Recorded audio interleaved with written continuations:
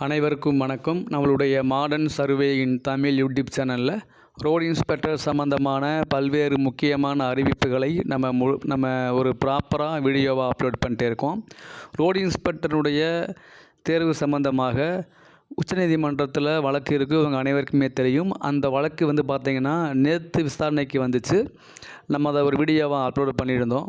ஒரு வழக்கு விசாரணைக்கு வருதுன்னு கேஸ் லிஸ்ட்டு ஃபைல் ஆன உடனே அந்த வழக்கு விசாரணைக்கு வரலாம் அல்லது வராமல் கூட போகலாம். அப்படி விசாரணைக்கு ஆர்கியூமெண்ட் ஏதாவது உள்ள ஏதாவது மேட்ரு பேசுனாங்கன்னா அது எந்த மாதிரி போகுது நமக்கு தெரியும். ஆனால் இந்த வழக்கு பார்த்திங்கன்னா அப்படியே ஒவ்வொரு ஹியரிங்காக மாறி மாறி தான் போய்கிட்டு இருக்கு. அதில் என்ன பார்த்திங்க அப்படின்னா, நேற்றுனுடைய ஹியரிங்கில் இந்த வழக்கு ரீச்சே ஆகலை. ரீச்சே ஆகாமல் இந்த வழக்கு தள்ளி போயிடுச்சு.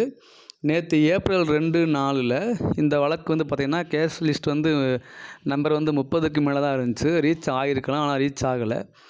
ரீச் ஆனால் தான் அந்த வழக்கினுடைய வாதங்கள் அங்கே நடக்கும்.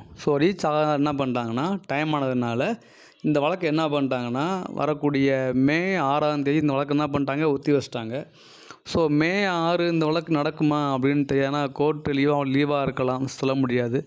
அது சம்மர் லீவ் நம்ம செக் பண்ணி பார்க்கணும்.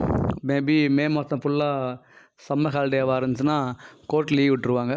ஒருவேளை அது மாற வாய்ப்பு இருக்குது. நம்மளுடைய எல்லா கவர்மெண்ட்டுக்கும் ஒரே மாதிரி சம்மர் ஹாலிடே விட்டாங்களான்னு தெரியல, நம்ம செக் பண்ணணும்.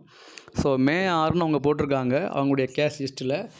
அன்னைக்காவது இந்த வழக்கு ரீச் ஆகுமா ஆகாதுன்னு தெரியாது. இந்த வழக்கு ரீச் ஆனால் தான் அதாவது உள்ள ஆர்கியூமெண்ட் நடந்தால் தான் இந்த வழக்கு எதை நோக்கி போய்கிட்டு இருக்கு அப்படின்னு தெரியும். அது வரைக்கும் நம்மளால் நம்ம கணிக்க முடியாது. இப்போதைக்கு ரோடு இன்ஸ்பெக்டருடைய அப்டேட் என்ன அப்படின்னா, இந்த வழக்கானது விசாரணையானது அடுத்த மாதம் 6ஆம் தேதி ஒத்தி வைக்கிறாங்க. நம்ம அன்றைக்கி தான் நம்ம சொல்ல முடியும் கன்ஃபார்மாக என்ன நடக்குது அப்படின்னு. வெயிட் பண்ணி பார்ப்போம். வேறு என்ன பண்ணுறது, வீட்டில் பண்ணி பார்க்கணும்.